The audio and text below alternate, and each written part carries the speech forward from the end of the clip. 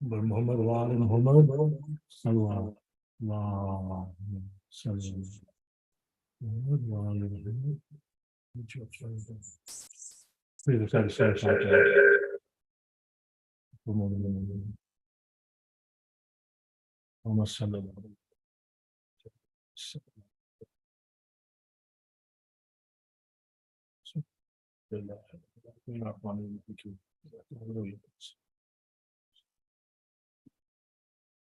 بسم الله الرحمن الرحيم الحمد لله رب العالمين الرحمن الرحيم مالك يوم الدين إياك نعبد وإياك نستعين اهدنا الصراط المستقيم صراط الذين أنعمت عليهم غير المغضوب عليهم ولا الضالين. In the name of Allah, the Beneficent, the Merciful, all praise is due to Allah, the Lord of the worlds, the Beneficent, the Merciful, Master of the Day of Judgment. Thee do we serve, and Thee do we beseech for help. Keep us on the right path, the path of those upon whom Thou hast bestowed favors, not the path of those upon whom Thy wrath is brought down, nor those who have gone astray. Bismillahir Rahmanir Rahim. In the name of Allah, the Beneficent, the Merciful. Qul hu Allahu ahad. Say He, Allah is one. Allahu samad. Allah is He on whom all things depend. Lam yalid wa lam yulad. He begets not, nor is He begotten. Wa lam yakul lahu kufuwan ahad. There is nothing like Him. Bismillahir Rahmanir Rahim. Qul hu Allahu ahad. Allahu samad. Lam yalid wa lam yulad. Wa lam yakul lahu kufuwan ahad. In the name of Allah, the Beneficent, the Merciful, say He, Allah is one. Allah is He on whom all things depend. He begets not, nor is He begotten, and there is nothing like Him. Allahumma salli ala Muhammad wa ala Muhammad wa jal farjah. Allahumma salli ala Muhammad wa ala Muhammad wa jal farjah. Allahumma salli ala Muhammad wa ala Muhammad wa jal farjah. Oh Allah, send your blessings on Prophet Muhammad and the family of Prophet Muhammad. Allahumma salli ala Muhammad wa ala Muhammad wa jal farjah.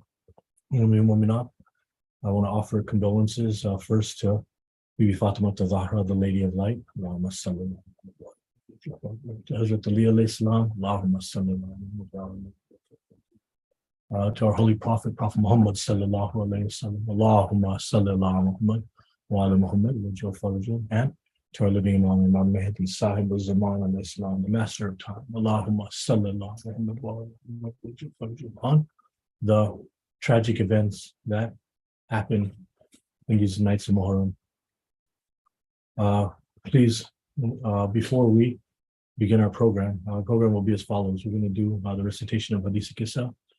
And then after that, we will have we'll have a short speech followed by Maktam. So please keep us in mind, keep our families, marhum in mind. Let's do another Fatiha for our marhum. Allahumma salli ala Muhammad wa ala Muhammad wa jal farjah. Allahumma salli ala Muhammad wa ala Muhammad wa jal farjah. Allahumma salli ala Muhammad wa ala Muhammad wa jal farjah. Bismillahir Rahmanir Rahim. Alhamdulillahi Rabbil Alameen. Ar-Rahmanir Rahim. Malik Yawm al-Din, Master of the Day Judgment. Idhina as-Sirat al-Mustaqim, Sirat al-Ladina an'amta alayhim, ghayra al-maghdubi alayhim wa la-dhalin. Bismillahir Rahmanir Rahim. Qul huwallahu ahad, Allahu samad, lam yalid wa lam yulad, wa lam yakul lahu kufuwan ahad. Allah is the only OG. Bismillahir Rahmanir Rahim. Qul huwallahu ahad. Say Allah is one. Allahu samad. Allah is He on whom all things depend. Lam yalid wa lam yulad. He begets not, nor is He begotten.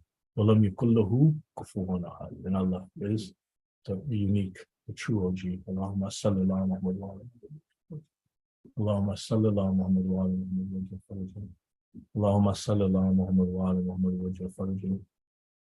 We start today's program in the name of Allah, the most beneficent, the most merciful.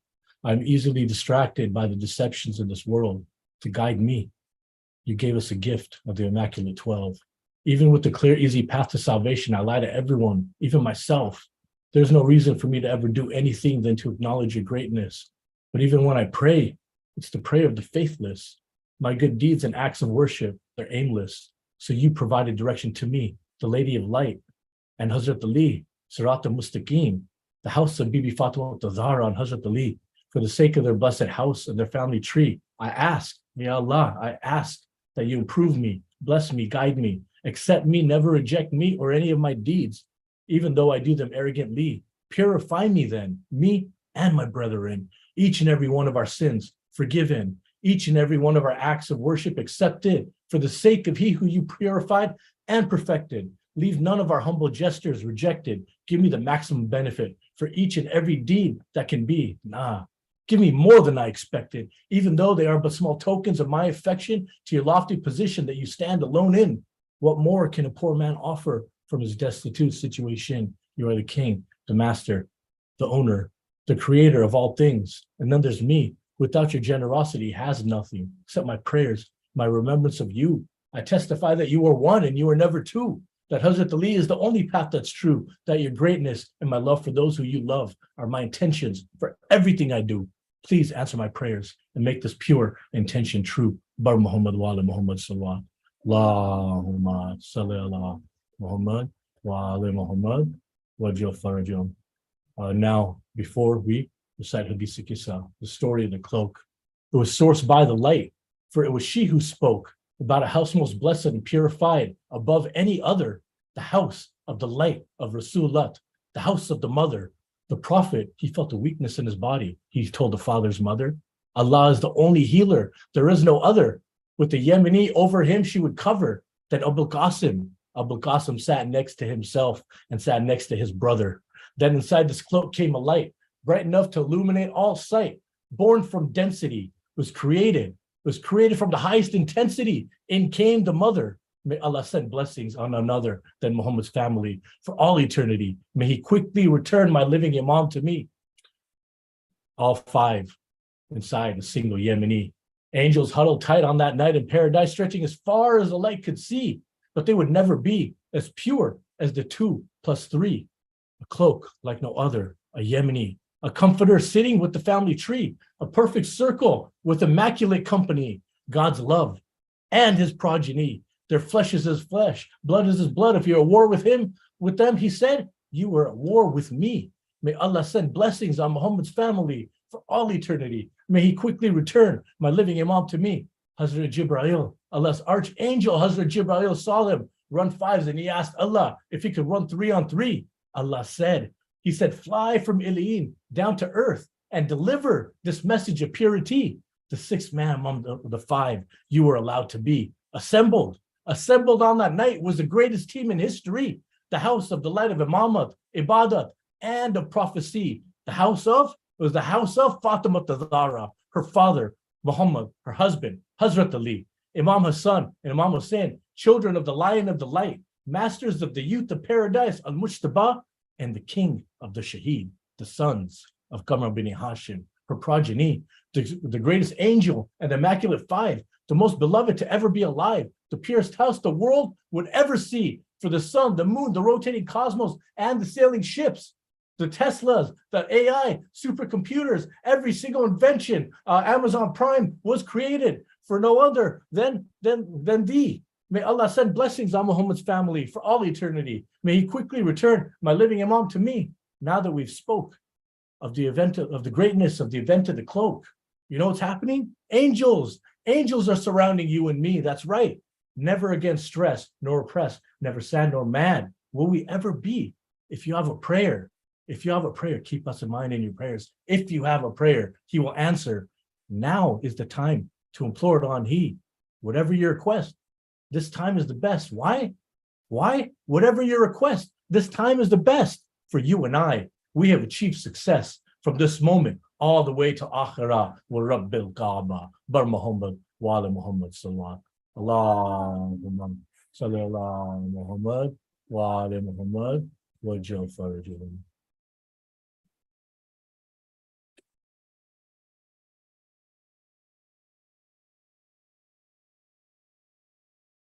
Allahumma salli ala Muhammad wa ala Muhammad wa jal farajum.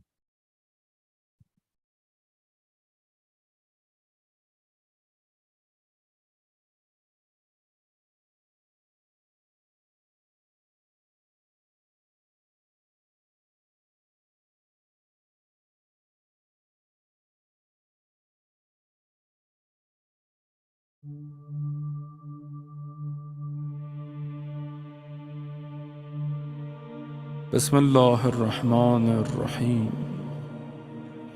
عن جابر بن عبد الله الأنصاري عن فاطمة الزهراء عليها السلام بنت رسول الله صلى الله عليه وآله قال سمعت فاطمة أنها قالت: دخل علي أبي رسول الله في بعض الأيام فقال: السلام عليك يا فاطمة. فقلت: وعليك السلام. قال: إني أجد في بدني ضعفا. فقلت له: أعيذك بالله يا أبتاه من الضعف. فقال: يا فاطمة، ائتيني بالكساء اليماني فغطيني به. فأتيته بالكساء اليماني فغطيته به وصرت أنظر إليه وإذا وجهه يتلألأ كأنه البدر في ليلة تمامه وكماله.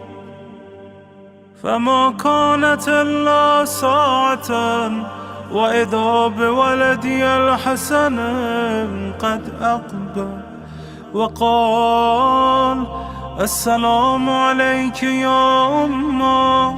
فقلت: وعليك السلام يا قرة عيني وثمرة فؤادي. فقال: يا أمه، إني أشم عندك راحة طيبة كأنها رائحة جدي رسول الله.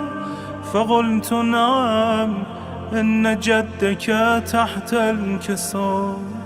فأقبل الحسن نحو الكساء وقال: السلام عليك يا جدا يا رسول الله، أتأذن لي أن أدخل معك تحت الكساء؟ فقال: وعليك السلام يا ولدي ويا صاحب حوضي، قد أذنت لك. فدخل معه تحت الكساء. فما كانت إلا ساعة وإذا بولدي الحسين قد أقبل وقال: السلام عليك يا أمه. فقلت: وعليك السلام يا ولدي ويا قرة عيني وثمرة فؤادي. فقال لي: يا أمه، إني أشم عندك راحة طيبة كأنها راحة جدي رسول الله. فقلت: نعم، إن جدك وأخاك تحت الكساء. فدنا الحسين نحو الكساء وقال: السلام عليك يا جده، السلام عليك يا من اختاره الله، أتأذن لي أن أكون معكما تحت الكساء؟ فقال: وعليك السلام يا ولدي ويا شافع أمتي، قد أذنت لك. فدخل معهما تحت الكساء. فأقبل عند ذلك أبو الحسن علي بن أبي طالب وقال: السلام عليك يا بنت رسول الله. فقلت: وعليك السلام يا أبا الحسن ويا أمير المؤمنين. فقال: يا فاطمة، إني أشم عندك راحة طيبة كأنها راحة أخي وابن عمي رسول الله. فقلت نعم، ها هو مع ولدك تحت الكساء. فأقبل علي نحو الكساء وقال: السلام عليك يا رسول الله، أتأذنني أن أكون معكم تحت الكساء؟ قال له: عليك السلام يا أخي ويا وصي وخليفتي وصاحب لوائي، قد أذنت لك. فدخل علي تحت الكساء. ثم أتيت نحو الكساء وقلت: السلام عليك يا أبتاه يا رسول الله، أتأذن لي أن أكون معكم تحت الكساء؟ قال: وعليك السلام يا بنتي ويا بضعتي، قد أذنت لك. فدخلت تحت الكساء. فلما اكتملنا جميعا تحت الكساء أخذ بي رسول الله بطرفي الكساء وأومى بيده اليمنى إلى السماء وقال: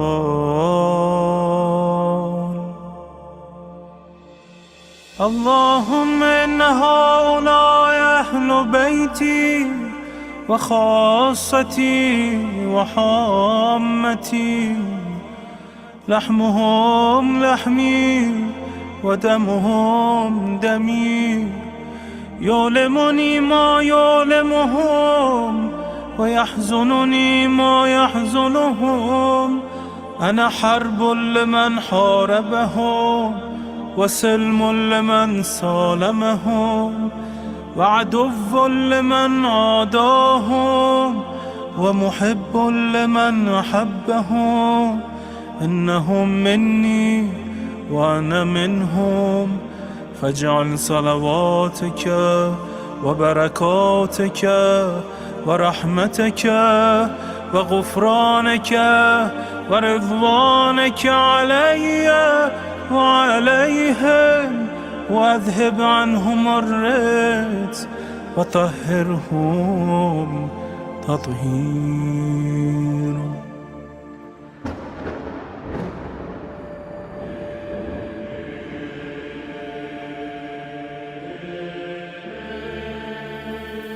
فقال الله عز وجل: يا ملائكتي ويا سكان سماواتي، إني ما خلقت سماء مبنية ولا أرضا مدحية ولا قمرا منيرا ولا شمسا مضيئا ولا فلكا يدور ولا بحرا يجري ولا فلكا يسري إلا في محبته هؤلاء الخمسة الذين هم تحت الكساء. فقال الأمين جبرائيل: يا رب، ومن تحت الكساء؟ فقال عز وجل: هم أهل بيت النبوة ومعدن الرسالة، هم فاطمة وأبوها وبعلها وبنوها.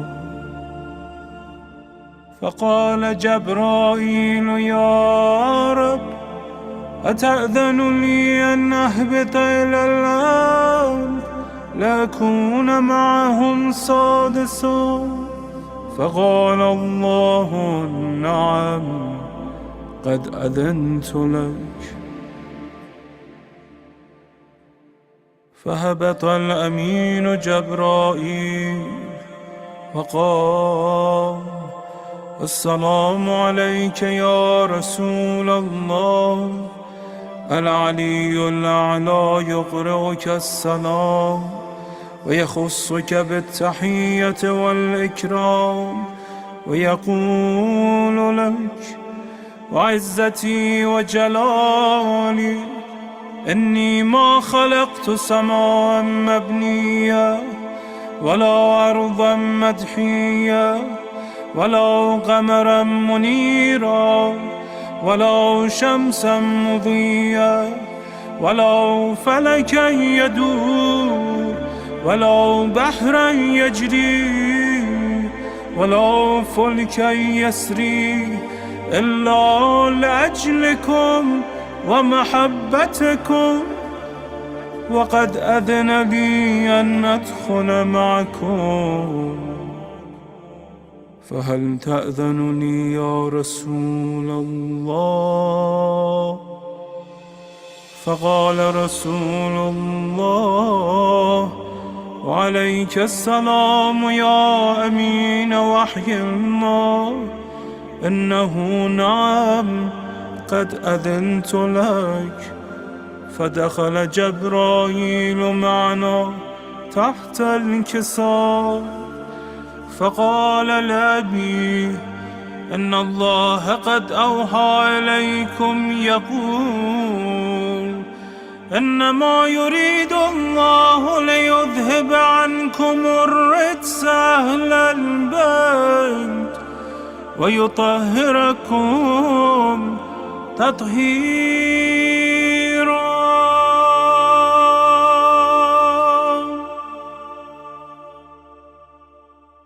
فقال علي لأبي: يا رسول الله، أخبرني ما لجلوسنا هذا تحت الكساء من الفضل عند الله. فقال النبي: والذي بعثني بالحق نبيا واصطفاني بالرسالة نجيا، ما ذكر خبرنا هذا في محفل من محافل أهل الأرض وفيه جمع من شيعتنا ومحبينا إلا ونزلت عليهم الرحمة وحفت بهم الملائكة واستغفرت لهم إلى أن يتفرقوا. فقال علي: إذا والله فزنا وفاز شيعتنا ورب الكعبة. فقال أبي: رسول الله يا علي، والذي بعثني بالحق نبيا واصطفاني بالرسالة نجيا، ما ذكر خبرنا هذا في محفل من محافل أهل الأرض وفيه جمع من شيعتنا ومحبينا وفيهم مهموم إلا وفرج الله همه ولا مغموم إلا وكشف الله غمه ولا طالب حاجة إلا وقضى الله حاجته.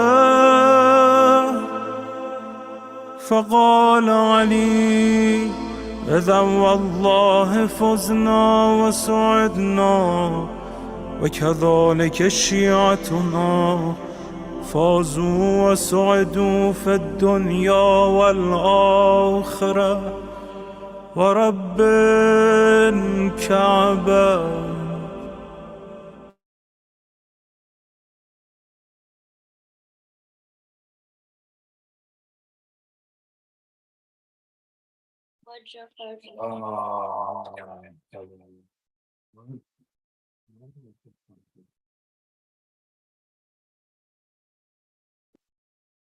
Allahumma salli ala Muhammad wa ala Muhammad. Bismillahirrahmanirrahim. Bibi Sugra, the face of Fatima, stayed behind in Medina. Bibi Sugra, the face of Fatima, she stayed behind in Medina. She was 8 years old when her father left for Karbala. She was ill and sick, too sick to walk to Bala, the land of the lost. Her father, Imam Hussain, full of sorrow and grief, told his dear Sugra to stay in Medina with Salma and Banin. Sugra agreed with a smile on her face, but inside she was crying. How could she be away from her brother Askar? How could she bear not seeing Sakina's smiling face? Bibi Sugra, the face of Fatima, stayed behind in Medina. Bibi Sugra, the face of Fatima, she stayed behind in Medina. Whenever someone had a problem, they went to Abbas, protector of the freedom no matter what the cost. So Sugra sent for him with happy thoughts. Abbas entered the room with Ali Akbar, Bibi Sugra's big brother. Sugra looked at them and said, I know how much you two love me. How can you then leave me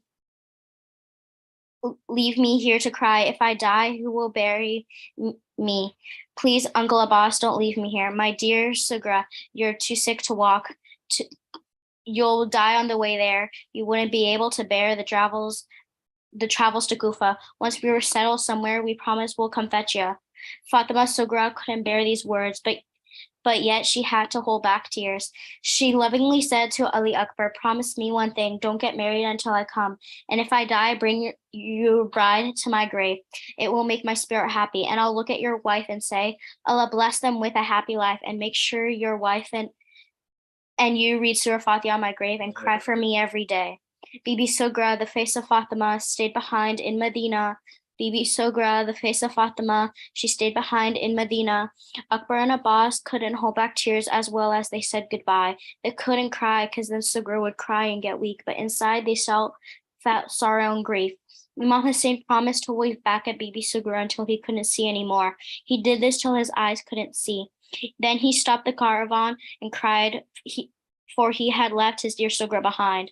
Bibi Sugra, the face of Fatima, she stayed behind in Medina. Maybe because when Shimmer ripped off all the women's scarf, no one could bear to see the face of Fatima with no hijab. Salawat. Allahumma salli.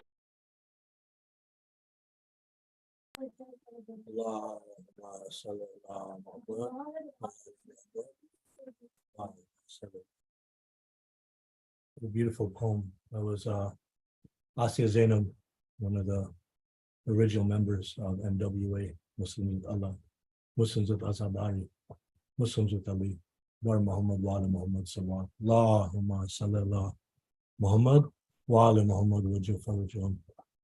Before we move forward, I think we should recite a Surah Fatiha for the Shaheed Karbala. Allahumma salli ala Muhammad wa ala Muhammad.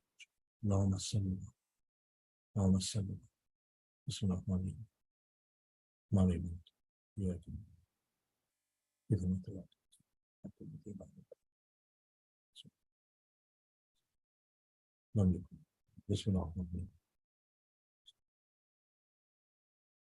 Bismillahirrahmanirrahim. Qul huwallahu ahad. Allahu samad.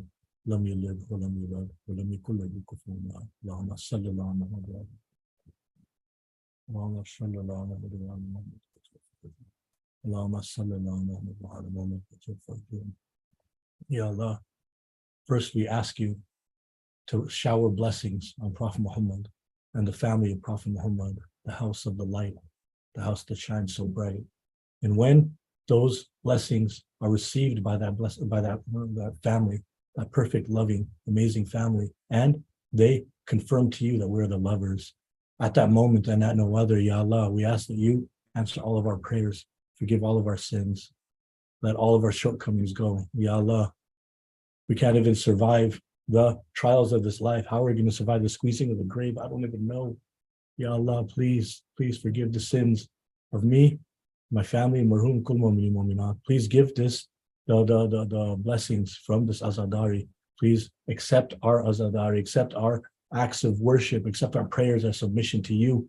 Purify us of any ill intention and give the blessings to the entire community. Kul mu'minin mu'minat, our marhum, our family. Ya Allah, please give them the blessings first, and please forgive their sins first, and then forgive mine, and then grant my prayers. Ya Allah, I know that you are you are the one who has everything, and you are the one that forgives every single sin. So do not let this night pass with a single sin that is still going to put a thorn in our path. Oh Allah, you are all knowing. You are so subtle that you allow us to see without showing. You do not have eyes, yet everything is in your sight. You are the only thing that's powerful. You are all the might. You are the decider of wrong and right. You are the forgiver when we are guided, but we still choose a different path despite. I thank you for the creation and the gift of the Lady of Light. You heal my emotions and overlook my transgressions when I am feeling contrite. I need nothing except you. Nothing ever does anything that you didn't want it to do. You are perfect. You feed the embryo even when before it's big enough to birth it. You feed the enemies of those you love even when they're not worth it. It does not matter to you. You need nothing from anything. Your independence is true. Yet in your generosity, when I praise you, you hear me. I pray to you and you endear me. I think you're so far, but you're always near me. Do not send me to hell. My Lord, please spare me. Treat me with mercy, me and my community and my family and my marhum and my marhumin. Bar Muhammad wa ala Muhammad salawat. Allahumma salli ala Muhammad wa ala Muhammad wajjal farajum. During these nights of Muharram, today is the second night of Muharram. And during these nights of Muharram, we're going to be discussing freedom. We started the discussion yesterday.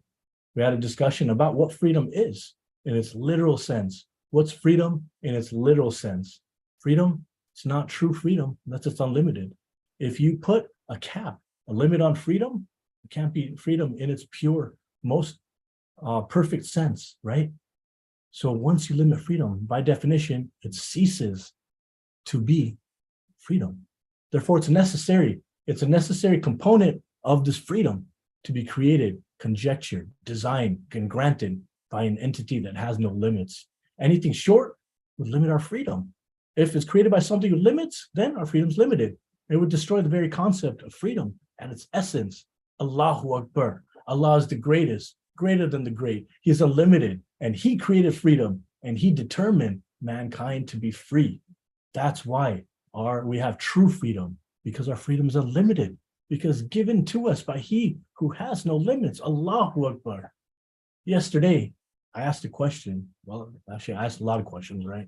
But one of it was, what if one does not know they are free? Then are they free? See, freedom is the ability to make choices without hindrance. That's according to Webster's dictionary, right? As we said, every definition of freedom should be true in order for it to be true freedom, right? So Webster's dictionary definition of freedom is also a definition of freedom, right? Sounds like a good concept, right? You know, in order for us to be free, we must have the ability to make decisions without hindrance, right? We have to have decisions to make, right? That's one of the components of freedom. We have to be able to make choices, right? But what if there's no choices? What if there's only one choice? If you go to a restaurant and they have only one option on the menu, right? They're not going to ask you what you want. What would the purpose of a server coming out to ask you what your order is? You know, I guess aside from the fact that they probably want a tip, right? Every place now, you know, they build a tip in, or they try to guilt you where they turn the screen towards you, like watch you while you choose one of the tip options, right? Right. So maybe that's why, right? You know, sometimes my wife, she'll ask me what I want for dinner. Now, to the untrained ears, it sounds like I have freedom of choice on what I'm going to be eating, right? So start naming off, you know, everything, all our favorite dishes, right? Mexican, Italian, sushi, right? Let's go to that shawarma place, and I start naming them off, right? And every idea I present is going to get shot down. And somehow, something I didn't even think of when I was choosing will be decided on cuisine for the night, right? But did I truly have the freedom to choose my dinner, right? Right? Or was the choice, right? I needed a choice to have the freedom to choose, right? Yesterday, we asked if man is truly free. Is a married man free? I guess that's a topic for a different discussion, right? Bar Muhammad wa ala Muhammad Surah. Allahumma salli ala Muhammad wa ala Muhammad wajib farjum. Yesterday we discussed how freedom being how without freedom being created and granted by an unlimited source, it's not created and bestowed, granted, right? The spread by an unlimited source, our freedom would be limited, right? The only unlimited source I know is our glorious Lord, the Lord of all worlds and everything in it, right? That's the only unlimited source I know. He has no limits, no bounds, no obstacles, no beginning, no end. He is one, he is absolute, and therefore our freedom, if it was not created or granted to us by our limitless God, it is incomplete. Well, if God created freedom, was that enough? Right? He created freedom, is that enough? Right? We just said we need choice, right? Without choices, the concept of freedom makes no, you're free to choose, but there's one choice. Do I really have that freedom? Right? How about the angels, right? What separates us from the angels? Angels cannot commit sin, right? In fact, until the creation of mankind, there was no sin, right? There was no sin until the creation of mankind, right? The first sin, as we were taught in the Quran, it wasn't created by man, it was created by Iblis, aka Shaitan, aka Satan, the devil, Beelzebub, Lucifer, Mephistopheles, right? May Allah send curses on Shaitan, right? Up until the point of original sin, Iblis was an exalted resident of the highest levels of heaven, right? Hazrat Jibreel would sometimes consult with him, right? Now let's explore how the sin came out, right? Heavens, right, at the time of creation of man, right? Before the creation of man was inhabited by angels and jinn. What else was in heaven? I don't know. Inshallah, one day we're all going to find out, right? But I don't know. But I do know there were angels and there were jinn, right? And no sin had ever been created in the history of creation, right? No sin had been committed. Nothing that Allah decreed had ever been denied, right? And then an announcement was made. You see the justice of Allah before sin, right? There's warning, right? So we could think about what's going on, right? This is another aspect of freedom is knowledge, right? Without knowledge, again, we're going to talk about it another day, right? Spoiler alert, right? An announcement, right? Allah made an announcement at a time when the concept of sin was foreign. Wait, what is this thing you're talking about, right? Couldn't fathom, right? An announcement was made in heaven, warning, right? By the just Lord, right? The all just, he warned the inhabitants. He informed his creations that one creation was going to defy his command. Caused a frenzy in heaven. All of the angels were terrified, right? On who would be committing the transgression, right? They couldn't even fathom the concept, but they knew none of them wanted to be the first one to do it, right? Good news for the angels, as I mentioned, they don't have the ability to sin. They have free will, but their freedom is limited because they can't make the choice to sin. They have choices, but not the choice to sin, right? Now the devil, he was not an angel, like I said. Iblis was a jinn, and he was so arrogant because he had prayed, right? What do we do before we started this program? We asked Allah to purify our intentions. Explore your intentions, because if your intentions are not pure, right, no matter how much you prayed, Iblis reached a stature so high in Jannah, right, because he stood up and prayed for 100,000 years, right? So he thought he was set. And now there's this new creation, right, sitting in front of the throne of Allah. And Allah had all the angels and all the jinn and all the other creation stand in front and said, this is my best species, and I want all of you to bow, right? All the angels bowed their head. All the jinn bowed their head. Now Iblis, he just stood there. He's like, what? What are you talking about? I'm not going to bow in front of this person, in front of this creation, right? I am superior. I've been praying for how long? And I made a fire. This guy is made of muddy, of dirt, right? You see, the first sin was sin of racism, right? Don't be racist, dog. Like, don't do that. Nobody's better than anyone. Allah's created us in different colors and different tribes so we could get to know each other. He said that in the Quran, right? So now the devil, right? He refused to prostrate in front of the creation of Hazrat Adam, as was, as was commanded by Allah, right? He chose to sin. He chose to stand. He chose to stand there while everyone else prostrated, right? That was the first sin. So when God created mankind, sin was also created. That was the first sin, right? That was the first sin. And it was created after mankind was created, after the body of Hazrat Adam was created, after the soul was breathed into Hazrat Adam's body, when mankind was ready to go, sin was created too, right? And this This, my friends, is a reflection of God's ultimate knowledge. Bar Muhammad wa ala Muhammad sallallahu Allahumma sallallahu Muhammad wa ala Muhammad wa jafarja. This is a reflection of God's perfect plan. Allahu Akbar. Allah is the greatest. His immaculate gift of freedom to mankind. See, if we didn't have the ability to choose not to listen to the instructions of God, right? If we didn't have the ability to choose a sin, right? Calling ourselves free would be impossible, right? We'd have one choice. We'd have one, this is what you do, right? But then Allah created sin, right? So not only does freedom, right? Freedom doesn't just require the ability to choose, right? Angels could choose, but they can't choose to sin, right? They if Allah says, it's dark, Allah, right? If the straightest way for me to get to the beach is to go down PCH, right? But I take a different route, and I go up another street and turn down the back of the center. There's two ways to go, right? And I'm going to choose the less desirable route. That's what angels could do, right? They didn't have the ability to sin, right? But mankind, we had the ability to listen to God or to not, right? So if you didn't have the ability to listen to instruction of God, if you didn't have the ability to sin, calling yourselves free would be impossible, right? Not only does freedom require the ability to choose, but it requires options that we can actually choose. And not only must the options be present, but unlike the angels, they could get right up to not listening to God, but can't cross that threshold, right? To have true freedom, the choices require that the options be the exact opposite of the spectrum as the other option, right? Not only do we have to have options, they have to be at the exact polar opposite of the spectrum so we could choose the negative and everything in between. And that's true freedom, right? That's true freedom, right? Now, let's say let's go back to that restaurant, right? That place that has nothing on the menu, but the server's going to come out and ask you what you want and flip the tip options to you and stare at you, right? And then they're like, oh, you don't want to donate to hunger? Oh, you don't want to donate to animals? Those little keypads are ruining everything, right? So let's say that you went home and you're like, you know what? I don't like that the policy of that restaurant. You call and you complain to management. You convince them to add to their menu, and they say, "Hey, sir, come back next week. We're gonna have a choice for you, right? We're gonna have a choice for you, right?" And you go back, and let's say this place served hamburgers, right? So before, all you could get was a hamburger, and now they have this new expanded menu. You could get a hamburger. We could get a hamburger with cheese. Did they really expand their menu, right? Do we still really have a choice on what we want to eat, or is it just a variation of the original choice, right? Okay, now what about that example about my wife, right? If she comes to me, says, choose what you want to eat, Desi food or Chinese food. Wait, wife, you just said choose what I want to eat, and I want either of those dishes, right? Now, if I said that to her, it sounds like I'm going to starve tonight and probably for the rest of the week, right? But the choice isn't there. Hey, choose anything you want, Desi food or Mexican food, right? That's not what Allah did.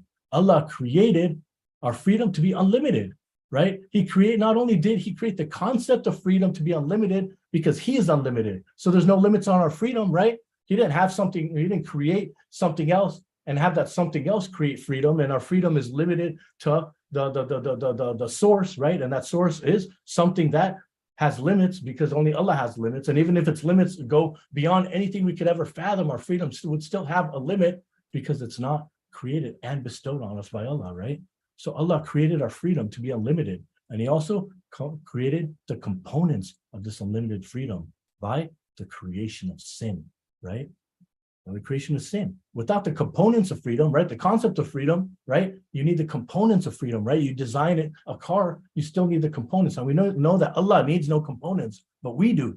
We do because we're logical creatures and we sit there and piece together. Wait, you said we have freedom, but I only have one choice. We said you have freedom, but I can only make these 5 choices. What if I want to make the 6th choice? You can choose whatever option you want, even if it goes against the commandment of Allah, right? That is the limitless nature of our freedom that was given to us by our Lord, the Most High, the Unlimited, the All-Knowing. Bar Muhammad wa ala Muhammad sallallahu Allahumma salli ala Muhammad wa ala Muhammad wajh farajum. See, Allah said, you can listen to me like the angels do, or you could not. It's our choice, our right, our gift of freedom, and our ability to choose, right? See, when our founding fathers, when they ensured America had freedom of religion, what if they drafted the Bill of Rights? It says freedom of religion, right? What if they drafted the Bill of Rights to say that we should all be granted freedom of religion as long as we choose a religion that recognizes that there's only one God? Because the founding fathers, what if they said we don't believe that any other religion is a religion, so you can only choose a religion that recognizes one God? Would that be freedom of religion? No, right? Freedom of religion, you can choose anything, right? You can choose any religion you want, right?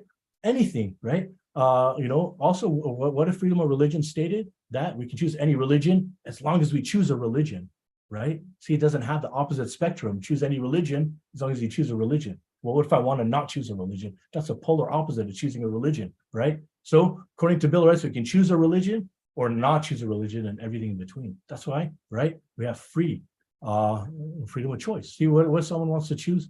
Not religion. Isn't it our right, whether or not we want to accept the presence of a creator? Allah gave us that choice. Some people's mind conceptualize the world differently, that the world runs on different rules, and they decided there's no God. That's their choice, right? That's their choice, both in the limitations that God set on our rights, no limitation, and the way that the American Bill of Rights is designed, right? Therefore, our freedom of religion is absolute, right? The Bill of Rights says it, right? In our country's constitution, it says it, right? But the Bill of Rights, but also it's our right of freedom is created by our Lord, right? We have the right to choose because Allah created choices, and Allah created choices that are on each end of the spectrum. You can choose either one of those or everything in between. And if you want to invent something that goes in between those, if you want to invent something, you can choose that route too. Choose what you want. You have the freedom to do so. Your freedom is unlimited. That freedom would not be unlimited without a Lord, and without a Lord who created sin, right? See, the creation of sin was a vital component to us having ultimate freedom, right? Crazy, right? Now, without a choice, the polar opposite, our choices, like the angels make, would be limited, right? Now we have a whole spectrum of choices. We could decide what we're going to eat, right? We can choose any cuisine we want. I can't, right? But inshallah, some of you unmarried brothers can, right?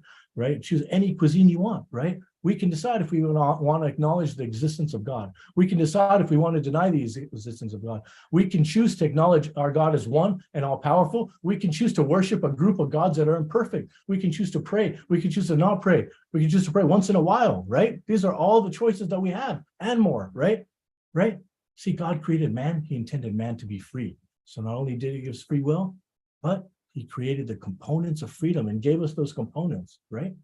Vital component was the existence of sin and our ability to choose it, right? Now, yesterday we discussed how freedom, without being created, granted by an entity with no limits, there wouldn't be freedom. To add to that today, we've been discussing to become a logical conclusion that of a creator and the grantor of freedom did not create choices for us to freely choose at opposite ends of the spectrum, right? To choose either or anything in between, freedom would not be true freedom, right?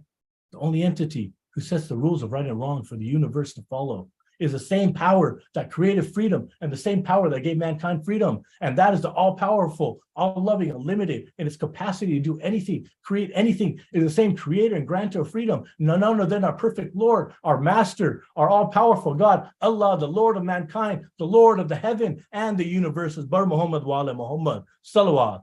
Allahumma salli ala Muhammad wa ala Muhammad. See, we as humans, we question things as if we have a deep understanding about how things should work. Well, why did Allah create sin if he wants us to go to heaven, right? Right? Sometimes if we're treated harshly at work, but that leads us to get a better job, we forget what led us to make that resume, right? When we get sick or hurt, we feel sorry for ourselves. Blame God. Oh, I'm sick. You don't understand me. You don't care, right? Turns out that sickness was cleansing our sins or keeping us safe from harm that would have come if we left our house, right? We're blind to the methodology, safety or redemption, right? We don't understand the plan, but we're going to question it, right? Sometimes sickness, right, is for the benefit, right? How about Imam Zain al-Abidin alayhi salam, right? He got sick, right? He wasn't born sick. He wasn't sick his whole life. He got sick when he reached Karbala, right? So an Imam would live on. So not just an Imam, so a son of Imam Hussain would live on and continue on with the Imamate, right? As it turns out, right? As it turns out, sin is one of the necessary components of freedom. We have our whole life trying to preserve it. Sin and its ability, right? Muhammad wa ala Muhammad sallallahu Allahumma salli ala Muhammad wa ala Muhammad, right? So though inshallah we dislike sin, right?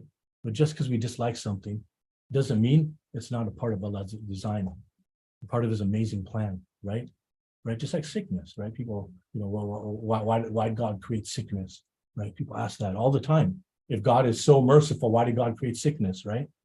Abu Sugra, Imam Hussein's daughter, she was sick, right? Her whole family was preparing for a journey to leave to Medina. The young girl looked like her mother, the Lady of Light. She was sitting on her bed.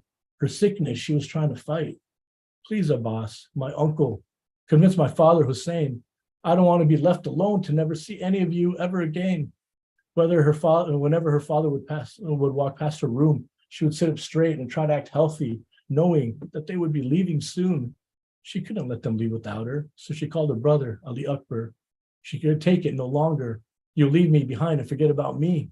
Even if I die, no one will be here to bury. You will leave here and find a wife. Without me, you will marry. At least promise me you'll come to my grave and read Fatiha for me. Little did this girl know that the fate that she spoke of would be the fate of her brother. He would die in Karbala and would remain on the burning sand, headless like the others. I will never forget about you, her brother assured her. She looked like Bibi Fatima, Bibi Sugra. She looked like Bibi Fatima. How could anyone see that face being tortured? She looked like Bibi Fatima. How could anybody bear seeing that face being tortured? How could they see she who resembled the Lady of Light have the hijab snatched from her head? This was an eventuality that Imam Hussain, he left it unsaid. Instead, he told her, my lovely daughter, Benin and Salma, your great grandmothers, they're here. You need to look after them, my dear. I promise I will never forget you. You are the love of my life. You cannot imagine this beautiful girl with his mother's face going through the suffering and strife. As they departed, with all her strength, she watched the caravan start the journey. Her uncle Abbas and her brother Ali, they could not turn back for a second. They did not want her to see them hurting. Imam Hussain, he had strength unwielded by any other. He kept looking back at his daughter and smiling and waving at her. Every few feet, he would turn around and smile and wave. She would smile back and return the greeting. Kids can be so naive. She did not know what was to come of her family. That she would never see her brothers again. That she had held her brother Oscar for the last time. When the caravan walked for miles and miles, it was too far for Sugra to see them.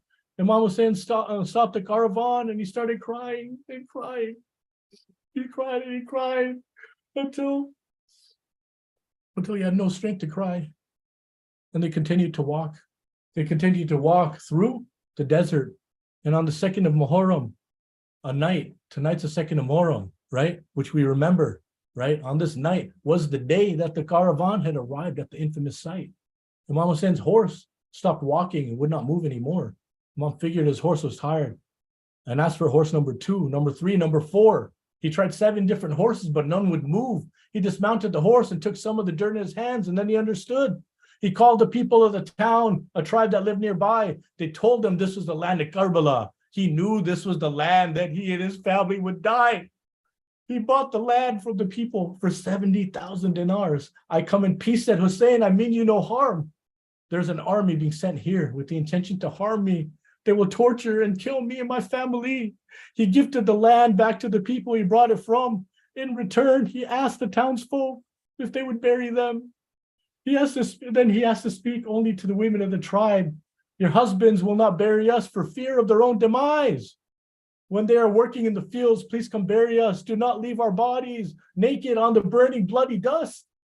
He had a feeling that the men and women he pled with would not listen. So Abu Abdullah asked them to speak to their children. Your parents will fear torture, we'll fear death. It's up to you to ensure that we are properly put to rest. As you children, as you come out and play, please throw a little bit of sand over us, just a little bit every day. Little by little, as you cover us with sand, eventually we will be properly buried in this land. The next week hurts even the most heartless to explain. What did they do to the family of Hussein, the king of the slain? Oh, the thirst, the suffering, oh, the pain. Oh Allah, please return our living Imam to us once again. Muhammad wa ali Muhammad salat.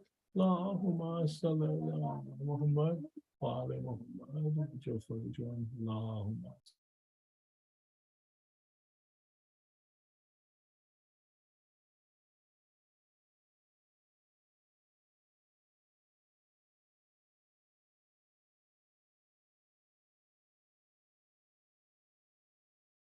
Hey, Sughra ہائے ہائے صغرا ہائے صغرا ہائے ہائے صغرا یثرب سے شاہدی جو سوئے کربلا چلے باحسرت و مصائب و آہو بکا چلے اصرار تھا یہ فاطمہ صغرا کا شاہ سے بابا خدا را ساتھ مجھے لے کے جائیے سن کر فغا یہ فاطمہ صغرا سے بولے شاہ بیمار ہے تو صغرا بتلا دے مجھے اتنا لے جاؤں تجھے کیسے بیمار ہے تو صغرا بتلا دے مجھے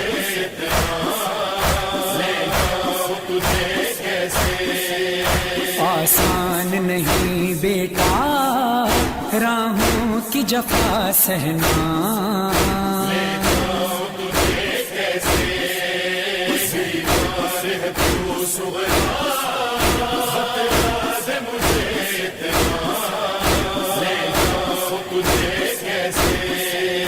ہر گام مصیبت ہے راہوں میں اذیت ہے تو چل نہیں پائے گی کانٹوں پہ مسافت ہے وہ تو گھر کا اجالا وہ تو صورت زہرا وہ کر صبر کا یارا وہ کر ضابط خدارا وہ تو سہ نہیں پائے گی ہے سخت سفر بیٹا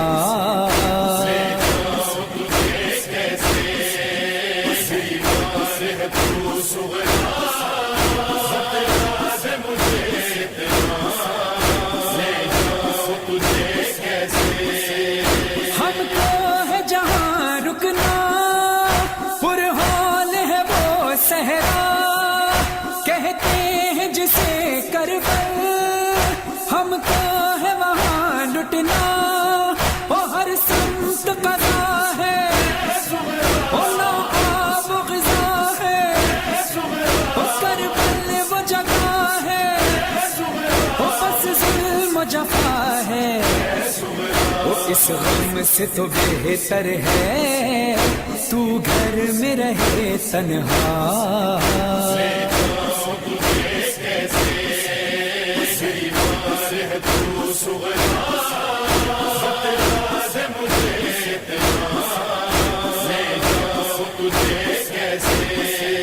لے گود میں اصغر کو اس ننھے مسافر کو جی بھر کے تو اے صغرا اب دیکھ لے اکبر کو وہ ایک میرا گلیتر وہ ایک شکل پیمبر وہ بے رخصت مل کر وہ تیار ہیں دلبر وہ یہ قافلہ جاتا ہے اب جانب کربلا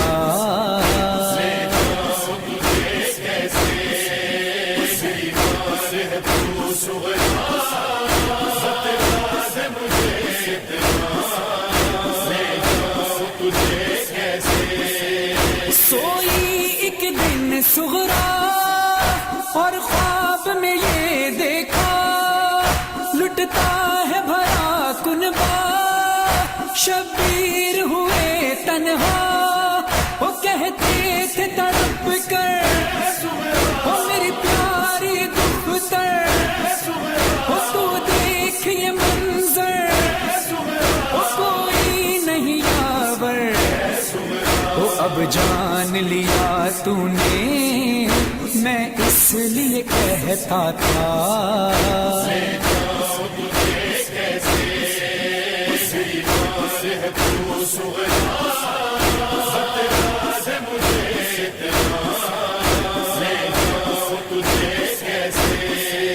گھبرا کے اٹھی مضطر نانی سے کہا رو کر دیکھا ہے ابھی میں نے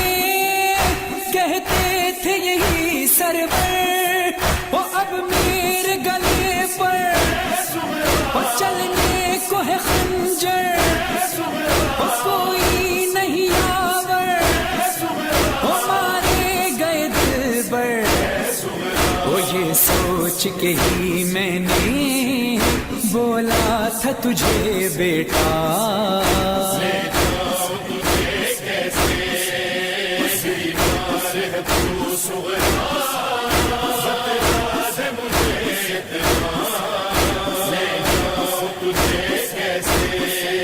شبیر کا جب کنبا نانا کے شہر پہنچا فرحان اور صفدریے زینب نے کہا صغرا وہ برباد ہوا گھر وہ ہوا قتل برادر وہ عباس اور اکبر وہ کوئی نہیں سر پر وہ اس واسطے بھائی نے بولا تھا تجھے بیٹا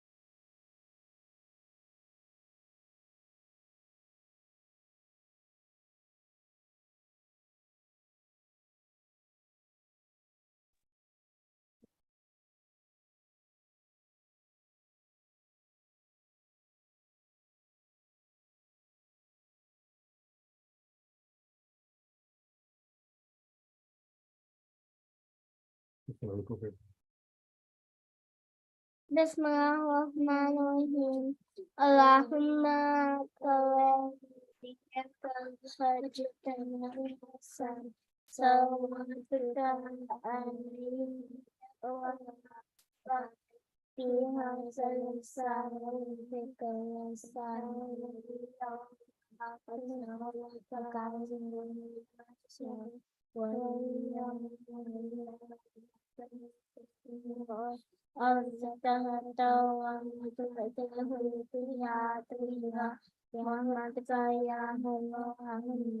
اللهم صل على محمد وعلى محمد وجه فرجهم نار حیدری یا علی محمد وعلى محمد صلوات اللهم صل على محمد وعلى محمد وجه فرجهم. Please remember us, our Mahroom, and our family in your du'as tonight.